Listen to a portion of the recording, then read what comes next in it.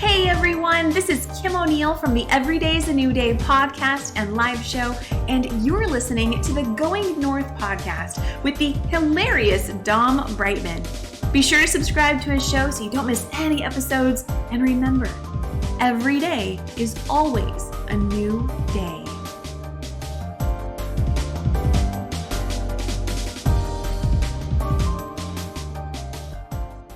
And today on the High Live Real Builder for Authors, known as the Going North podcast, aka the GMP, the glorious, great, and glamorous. Might as well add gorgeous too, because of my fabulous guests to my magical, my left, but on your screen probably, heck, your left too. We got one heck of a super special guest, thanks to Mr. Eminem himself. No, not the rapper. No, not the kid. Talk about Mr. Mickey Mickelson, baby. And what makes it even better is that we have, it's going to be one heck of a good time, because we have a native Floridian in the building, because today's guest in particular, she's done a little bit of everything, so she's a Jill of all trades, and there's no Jack in this situation, because after spending years in the New York City film industry and as a professional photographer specializing in underwater portraits, she eventually settled into her favorite phase of life yet, as an urban adventurer and full-time fiction writer. Gotta love it.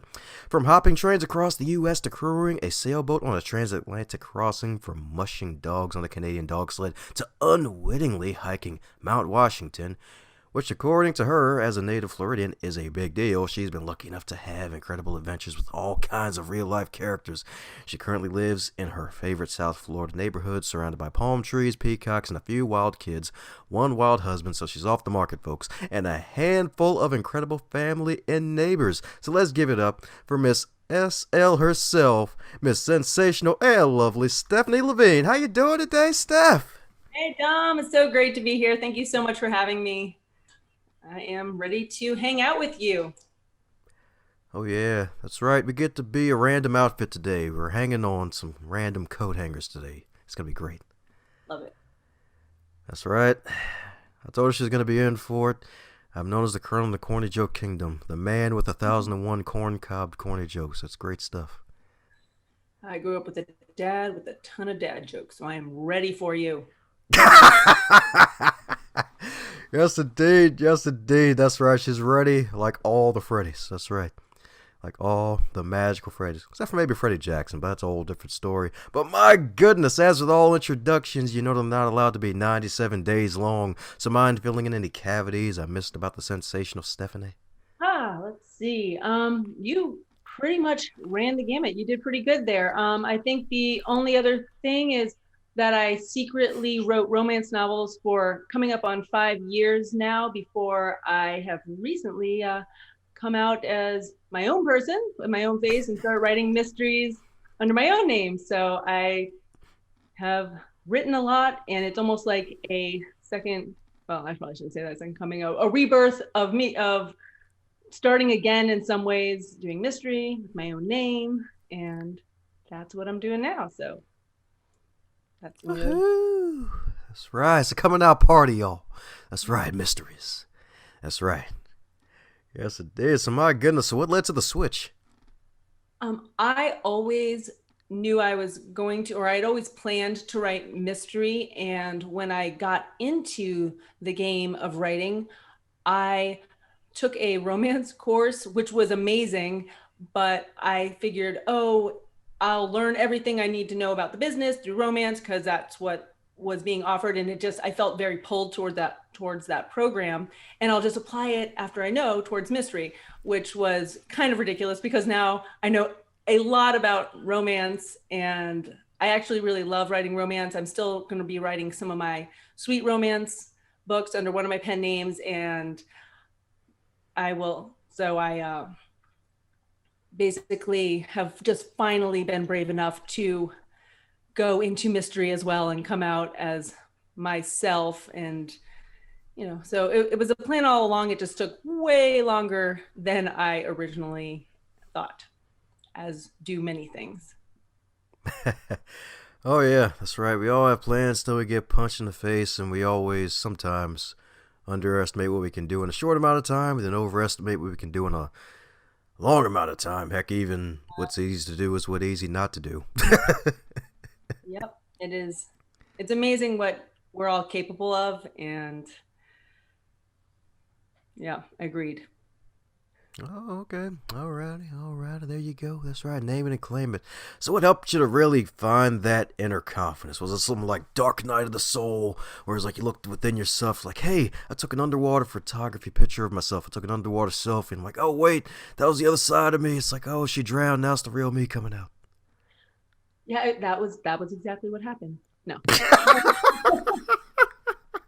No, I have been afflicted by the habitual that's a brilliant way of putting it, of climbing the wrong ladder, of being successful in things that I wasn't afraid of doing because I wasn't afraid of failing. So I always knew I wanted to be a writer, and instead I worked in the film industry, which I loved. I wanted to be in film, but I did the wrong things, the things I didn't intend to do in the film industry, and then photography. And every time I knew I meant to write and I wanted to write and I was supposed to write, I would find another thing to do instead. I'd kind of chicken out and do that.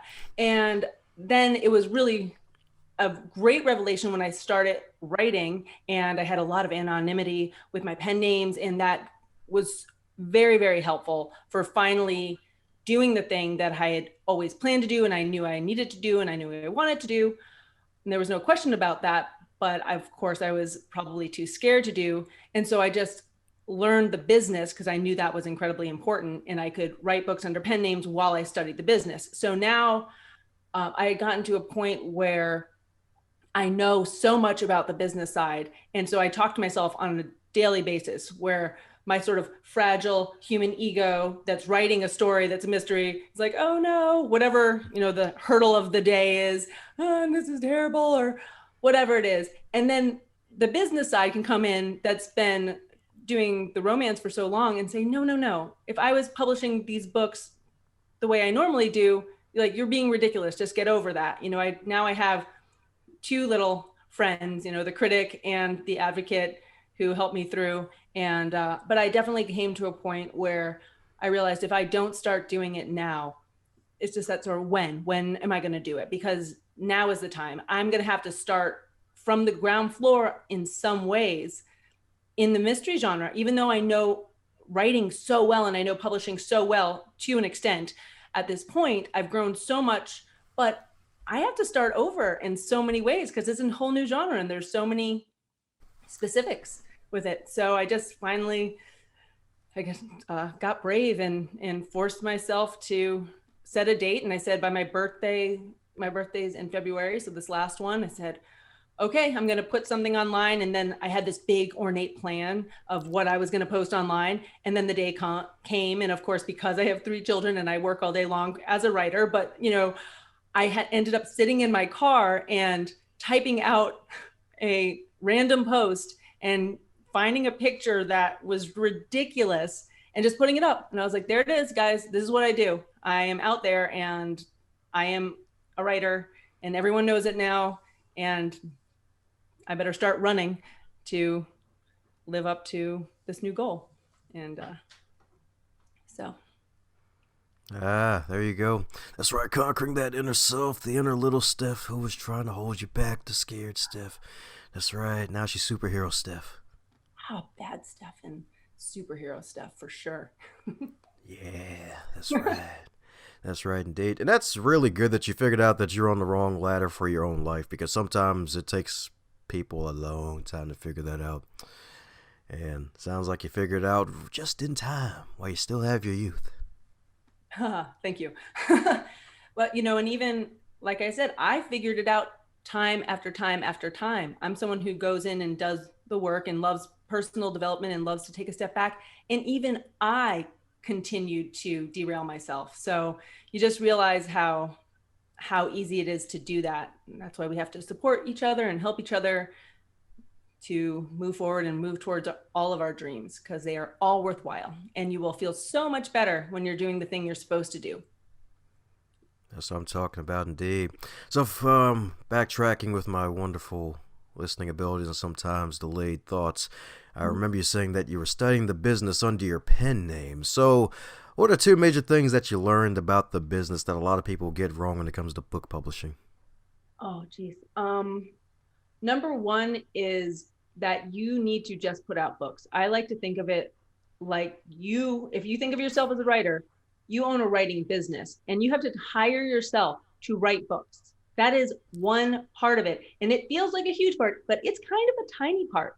You're going to write good books and you're going to get better. Some of your books might stink at first, but you will get better. But you need to write those books and you need to look at it as a business, because all these other parts are integral, because no one can buy a book they don't know about.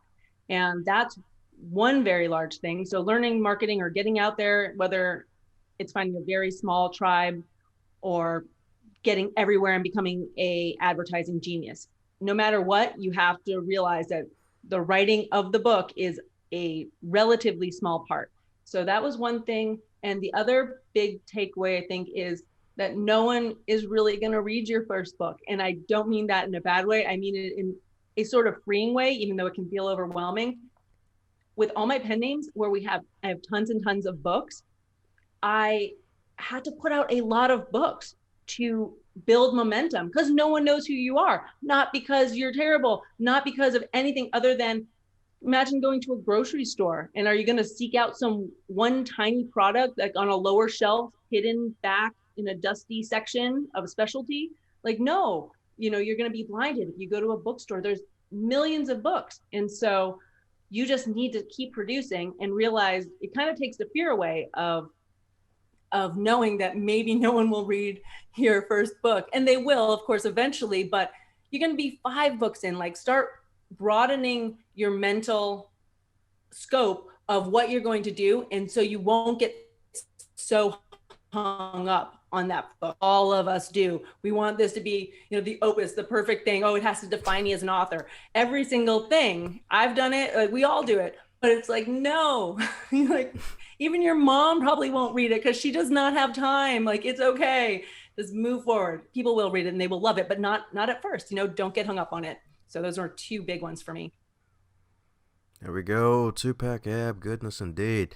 Heck, you actually snuck in, I'd probably say, a third one in there, because not only with the fact that, one, not making it so perfect, or say working backwards, like, hey, don't try to work on making sure you get it right the first time, because at the end of the day, your first book, yeah, folks might come out and support you, they might buy, especially if they know you, their family and friends, but they may not actually read the book. They may still have it on their nightstand or something like 2 years later, and they still haven't even read the book at all because 100%. They got distracted. 100%, especially in this day and age. Oh, it's funny. Yeah, we don't have as much time. So get rid of your fear by realizing most people don't have time for you yet. But then they're going to love you. They're going to fall in love with you eventually. And so as you get better, don't worry. It will happen. There you go. That's right. That's right. Wise words from Super Steph, baby. That's right. That's right. That's right. Hashtag sensational Steph. That's right. She's got it covered like a blanket, y'all, because it's so true. Especially with the marketing piece, like, and heck, even writing a bunch of books and making sure you get yourself out there and actually promoting yourself, because that's the other piece. Like, the writing, yeah, it can be hard, but it can also not really be hard. The real hard part is just marketing the books and getting yourself out there. And with the pen name, did you find it, well, then again, now I think about it, it probably was a lot easier for you to market it back then, because, like, hey, like, I read this new book recently. Like, I don't know how I found it, but it's just freaking awesome. Like, you should check this out. That probably made it a lot easier. I could have absolutely, capitalized on pretending I didn't know myself. Yes. I had to build everything painfully, organically. And right now, even coming out as my own self has been so nice, because there are some people, from various parts of my life that have been so incredibly supportive. I'm like, oh, this was the thing that I never got to experience and I was missing, because it's so nice. It's so rewarding and kind for people to support you when they know you. Oh yeah, definitely say that again. So my goodness, I guess it was still uphill, for you, since I guess with social media now, people like to see the face and the person behind the book, and they just want to see quote unquote everything. Like they want you to be vulnerable and all that wonderful good stuff. So, what was probably one of the most difficult parts during that time before you decide to come out as yourself? Um, Good question. I mean, the difficult part before coming out is, I think, just I think that all the same things that have held you back the whole time, ego and fear of not being good enough, or whatever it is, maybe I don't have the right book isn't ready. When I'm done with that book, I'll finally come out. So I think that it's very easy. Creative types, entrepreneurial types, I think probably most people, we find the thing that scares us, and then we come up with a lot of excuses not to do it, or to put it off, to put it off, to put it off. And then for me, because I'm either very, very organized, or I'm very spontaneous. I can either hyper plan and want to know everything, or I can be very off the cuff, but in between is a little bit hard for me. So deciding, oh, well, what is my exact sort of niche and mystery, or what is my social media? I was terrible about social media. I'm still pretty terrible about it, but I'm trying. What do people want to see? I'm like, I don't know what people want to see. I don't know how to be an author on social media. I don't even know how to be just normal. I don't post pictures of my everyday life on social media. I was too busy. That hasn't been something that was a really big part of my life. So figuring out what I was going to put on there was really hard, and not wanting people to think I was bombarding them with author stuff, which apparently did not happen. Everyone's been super nice, and I think you're right. People want to know more. And so now just learning how to do that is my new challenge. Ah, there you go. That's right. Challenge accepted. A challenger appears. That's right. The challenge of social media. The giant dragon that you can either pet and it'll be a friend, or breathe a bunch of fire on you and turn you into cinders. If you let it. Yeah, I'm luckily not that popular yet, but I have heard. I'm prepared for that. It's like, yeah, she had a crazy past. She said some really offensive thing to a penguin. Like, stone her. You'd be sad if that's how you get taken down. Like, oh, I was just kidding. The penguin was talking smack. Really deserved it. It was taken out of context. Oh my goodness. Well, speaking of penguins, going back a bit to your wonderful life adventures like underwater photography. My goodness, you're like the first on this podcast to ever do that. So, like, what led to that? And I specialize in underwater portrait photography, so not really fish or reefs or underwater sea life. I did shoot that occasionally, but people. So it started out with models, and then I had a company that shot kids underwater, photographed them. I feel like you're gonna run with that if I say I shot them underwater. I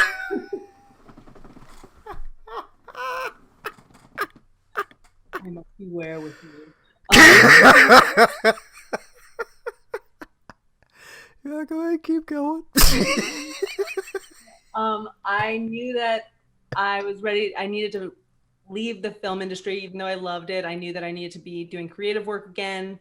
I had come back home to do a lot of soul searching. I came back home for the holidays, but had a little break from filming, from doing film work, and I went through all the things I could possibly do in this new phase of my life, and I decided I'm going to be a writer. And I sat down and I actually wrote my first novel.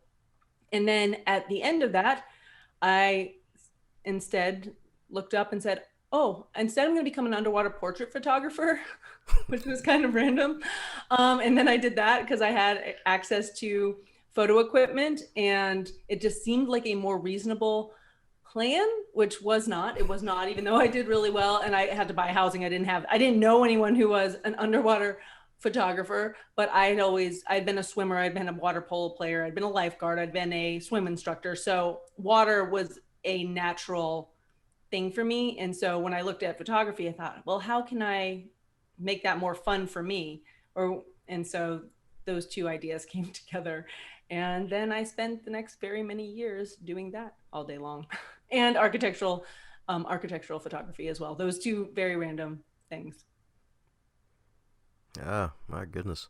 It's like, hey, maybe I should write my first great novel that'll make me a New York Times bestseller in like 20 years from now. You know what? Nah, forget it. Let me just do some underwater portrait photography. Very me thing to do. It's ridiculous. Like that's the more normal option. Like that's the better option, right? I was like, oh, being a novelist seems very risky. seems that seems difficult, even though I have a book here. This other wild idea is definitely the more reasonable choice. But I've never been known for being overly reasonable when it came to career choices or what I think is fun. Oh, I go way God. beyond the box. I think way, way outside the box. Yeah, and what's even funny about that is the fact that your grandmother, too, is actually a writer, too. So it's like in the genes. Yeah, but I didn't know that until many years later. So it was pretty fun. Now I send her my books. Ah, there you go. Maybe trade reviews. Mhm. I'm trying to get her online because she's old school. Ah, there you go. That's right. Old school indeed. Just have her, peck and type. It'll be But good. she writes. I mean, the book I read of hers, or the two of them, were way more risque than mine were. So I was like, Grandma, that's when you realize that you never know a person. I mean, you can know a person, but all of us are so much more dynamic than you ever realize. It's so easy to pigeonhole people just by looking at them or even knowing them, but people have spark and fire and weirdness in them, and it's wonderful, and you never know what it is. So don't think you know everything about everyone. And Oh, then yeah. There you go. There's a Stephism right there. That's right. Yeah, that's right. Folks may be more wackier and weirder than you expect. That's right. always are, right? Oh, yeah, that's right. So there you go, folks. Watch out for Pandora's box out there. You could be sleeping next to one.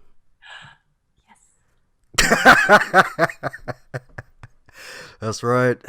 If you open it, it's like, oh crap, let's close it back up.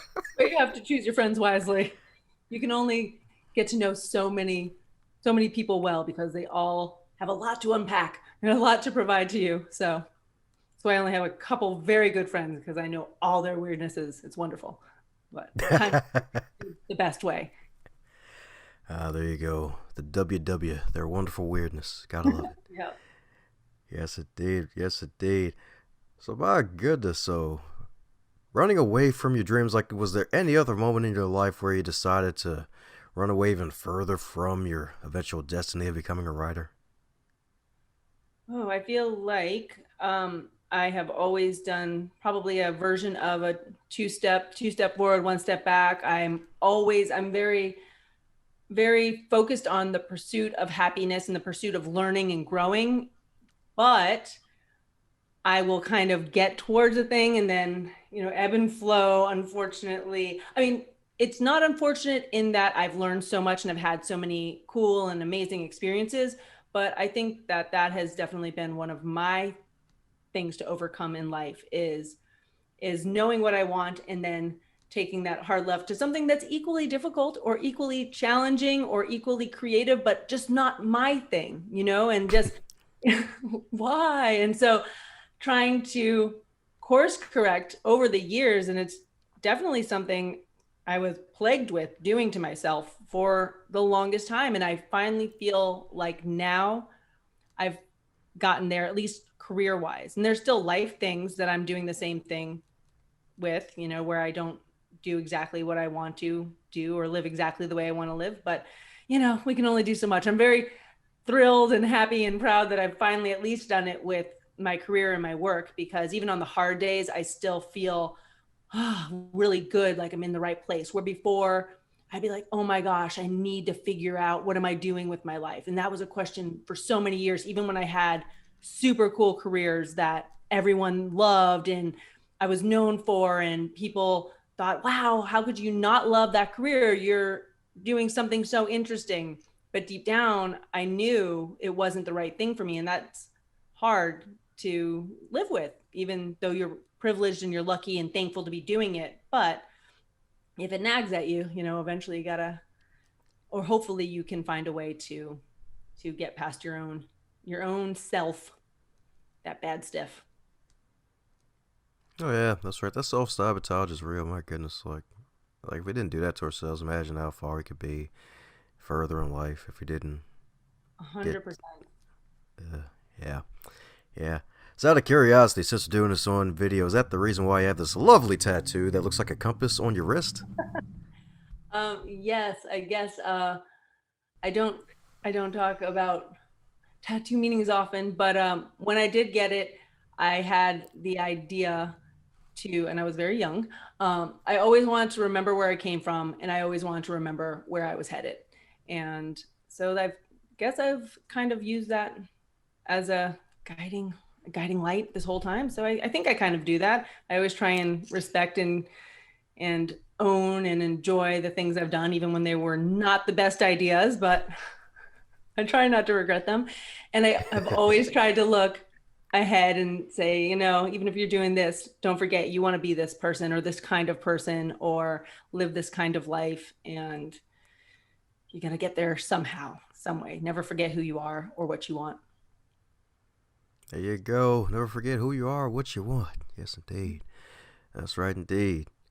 Yes, indeed. Because you're actually the first person with a noticeable tattoo on this podcast, let alone a compass of all things. I'm like, oh, this is freaking awesome. The alignment is amazing. Oh, yeah, that's right. Because your logo. Dun-da-da. I'm a little slow today. Yeah. And the irony is when I got it, there's a lot that went into that. The whole story of getting it, but I thought, where is the most subtle place I can get this on my entire body? And at the time, a lot of people did not have wrist tattoos, and I was a swimmer and I was a water polo player.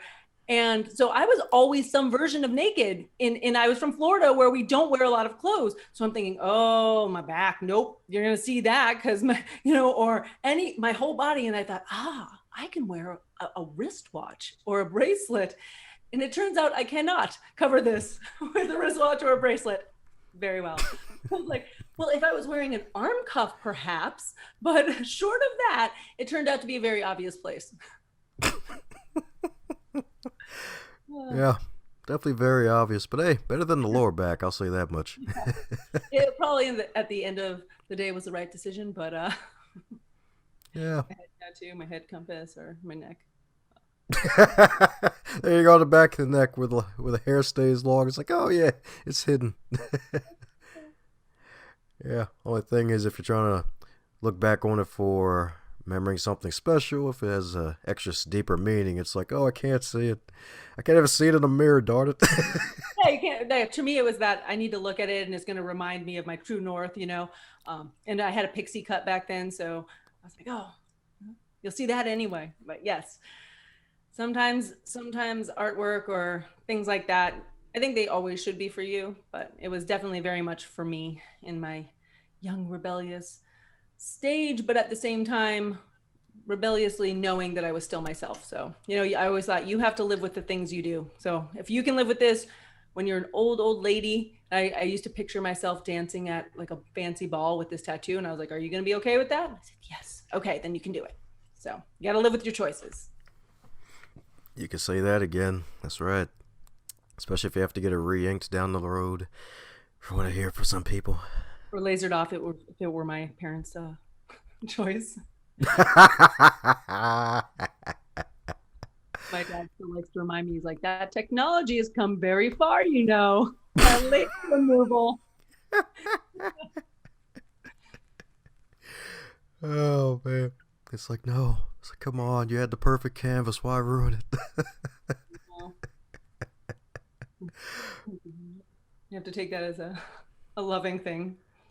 Oh yeah, of course, dads love daughters, they want to protect them, make sure they stay as the perfect flower for like ever, Which I've done, so minus the tattoo. Hello. Exactly. Exactly. That's right. Oh yeah, thanks for your dad's service too, by the way. I hear he was in the military. Oh no. Really? Neither of my dads. Really? But Oh man. construction, if you would like something built, they have built many things. Uh, so that's where the architecture comes in. All right. All right. Now it all makes sense. All righty, indeed. So my goodness. So speaking of wonderful architecture and magical tattoos pointing in the right direction, you have these wonderful books out here, and now you're out as your wonderful self-writing mystery novel. So why mystery of all the genres?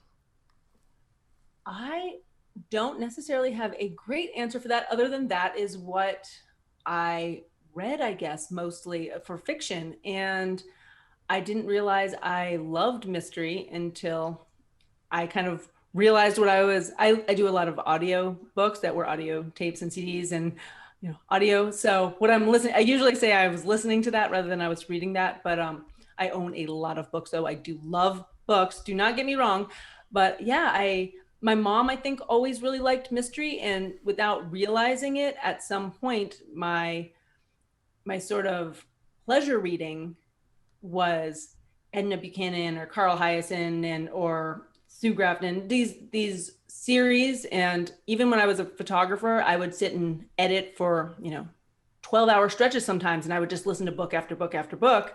And yeah, I just realized much earlier than that, by the time I was a photographer, but that I liked mystery. But it's interesting because mostly I buy reference books, I find, but I would always, from the library or from on Audible, I would always tend towards mystery. And so when it came time for me to be, what if I could write anything, I said, oh, it'd be really awesome. I want to write something like Carl Hyacin or like Edna Buchanan. That would be amazing. That's so fun. These certain characters, and I realized I had an affinity towards a certain, especially the female protagonists that are detectives and things like that. And I really like quirky, weird, like Carl Hyacin does a lot of quirky Florida stuff. And I just thought, oh, that I love that, And so I always had it in my head once I decided I was going to write novels or write books that's what I would do, because that's the way my brain works. And I like puzzles and I like crosswords and I like mysteries. And I'm secretly nosy by nature. If a lot of cops go by or things like that, I'm on the scanner, which doesn't work at all, but I want to know. I'm like, I must figure this out. So I guess I'm just mystery lovers, I think, are natural puzzle people and people who want to get all the information and figure it out and put the pieces together. And so that's where that came from, I think. Oh, okay. All right. Yeah, I guess I wasn't kidding about Jill of all trades, huh? So love puzzles. I love puzzles, but like word puzzles, and puzzles. Okay, all right. So does that also help you to stay creative, or is there something else that helps you stay creative? I think that everything I do, I've never thought of myself as I'm a creative type, until at some point you have to look and you're like, oh, I guess I'm technically a creative type. You look around and you're like, oh wait, there are people who don't do the type of things I do, or when you're surrounded by people all the time. And my husband's a lawyer, so even though he's super, super creative, but I never knew, I wasn't surrounded by people he was surrounded by. Anyway, so I don't know. I feel like I find adventure in everything, probably. And so I think creatively about everything. And right now, or this last year, I've been really into perfecting chocolate chip cookies. So sometimes I bake, sometimes, and writing, and I don't know, everything I feel like I do. Anything I do to keep myself interested is creative to me. I don't know. All right. I'm always into something. I'm always learning something. Growing as a person. That's right, growing as a person, y'all. And that's right, she's learning the perfect chocolate chip recipe. So that's right, folks. She has kryptonite ready for you. That's right. I had to focus on writing books and not selling cookies. That was like a deal we made. But if this doesn't work out, you can just email me and I'll send you some cookies. Frozen cookie dough. There you go. I forgot that author's name because that reminded me of that one lady. Who does like the chocolate chip cookie murders or something? Yeah, she has like a cookbook, and then there's like a different dessert for a different murder. There's like a cinnamon bun murder, like snickerdoodle cookie murder, like chocolate chip cookie murder. I'm like, what the heck? I'm like, yo, that could be like a future mystery novel if you decide to go there. Where it's like, yeah, some frozen cookie fudge murder. That's right. Oh, Which those they is might never infringe. Oh my goodness. So any other genres you think you might be exploring in the future?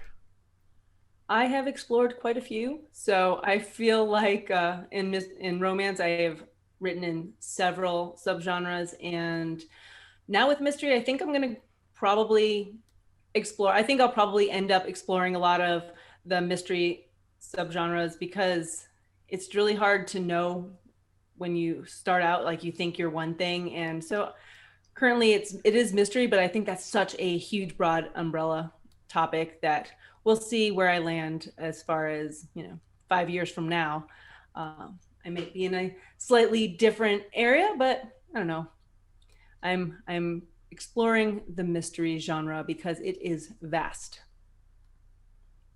All right. So that means in 5 years she's gonna be back on the Magical Podcast with a billionaire vampire urban fantasy, y'all. That's right. Whose best friend is a Highlander, apparently. 300th book. Okay. There you go. I've That's learned. right. This is Sparta, y'all. That's right. This is Stephanie's version of Sparta. Mhm. That's right, indeed. So my goodness, so since this is far from your first rodeo, is there a question that you wish you'd be asked more often when you're on the guest side of the game on these interviews? Uh, no, I'm still pretty new to interviews, so you're doing pretty great. Um, I'll have to think about that, and when I come back, I'll tell you. All right, that's right. When she comes black, y'all. That's right. Yes, indeed. Let me stop.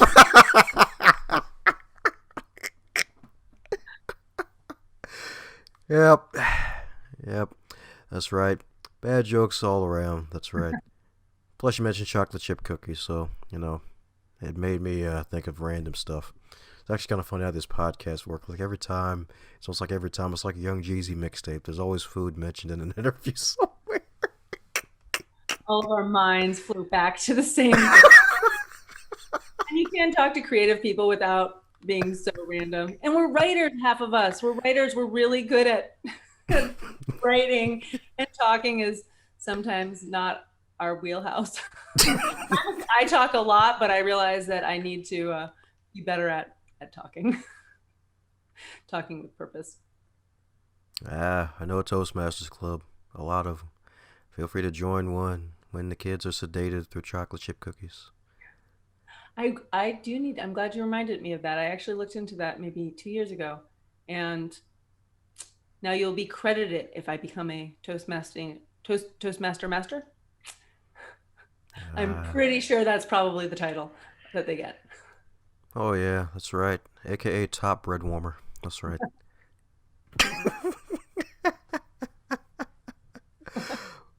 But before we go too far down the rabbit hole of bread, because I'm known for that, and there might be trees mentioned, we're coming down to the magical question that every guest gets to receive, and that is if you're to wake up tomorrow and you're 25 again, but this time in the current year of 2021 with all of your knowledge and experience, what advice would you give to yourself?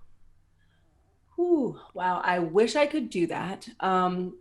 I think I would tell myself that you are going to put in so much time and work and effort in anything you do that you need to start doing the thing that you care about now, that you will derail yourself or again climb the wrong ladder repeatedly, and at the top of that ladder you're going to have a kind of sad and bittersweet moment where you realize you need to start from scratch again because you have to do the things that you want to do or that in your heart you're driven toward, and you don't know where that's going to lead, and that's okay. You just have to start in the direction of your dreams, I guess, as it is said.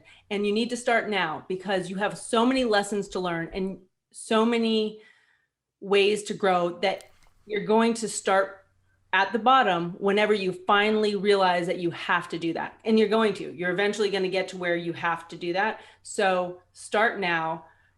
Every time you have these teeny tiny hurdles that seem gigantic and overwhelming and make you want to divert to something else, just suck it up and get through that one day. And tomorrow you're going to thank yourself. And you do that every single time and just start moving forward. And when it's scary, take that breath and keep moving forward, because if not, you will give your entire life to something else. And you will do that for a job or for whatever else that doesn't serve you. And your life will go by. And so I would tell myself to just start and get through those hard times. And then I would thank myself later. Oh, yeah. That's right. Don't hesitate to do what you want to do right now in terms of what you love to do.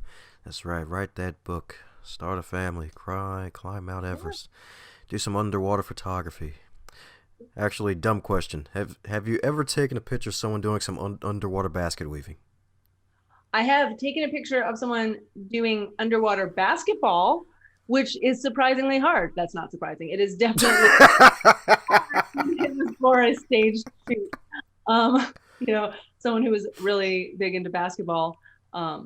So the next closest thing to underwater basket weaving is underwater basket dunking. And so I have done that. Yes. So did you get dunked on, or were you doing the dunking? Yes, I was technically dunked on because I was on the bottom of the pool. Oh. Okay. Just sitting there waiting for it. Yep. The baptism was real. I had some interesting underwater shoots, but you add water and cameras and humans, it's bound to be interesting, right? Oh yeah, in more ways than one. So for those who want to capture all 50 plus of your interesting reads and the 50 more to come in your lovely life that's going to be long ahead of you, what's the best way for folks to reach out to the sensational Steph? Currently, I guess my website, Facebook, Instagram are where I'm most active. And if you go to any of those, you can also Goodreads and BookBub. And those would all lead you to any of my other social media places that I might be, that you'd want to find me, or you can email me. There you go, there you go. Well, there you have it, folks. Go out there, buy 5 copies each of Stephanie's sensational books. Tell your friends about it, tell your cat about it, tell your penguin, tell an alligator about it. It's like, hey, don't bite me. Take this book. It's good stuff. It's written by a Floridian. She knows her stuff. It's a mystery. It's about how an alligator detective stopped a human from turning another alligator into some shoes. I'm telling you, some great stuff, especially since it's the summer time when this is out, and you probably need some good old beach reads as they're letting down some of the restrictions. At least hopefully they're letting down some of the restrictions. Indeed. Yes, indeed. Yes, indeed. So any parting words before we close up the magical shop, Stephanie?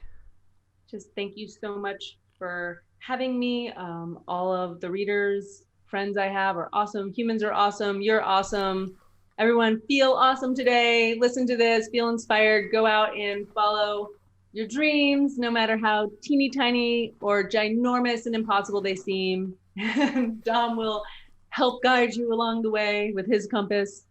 And that is our motivational boost for the day. I'm so glad to be here. So thank you.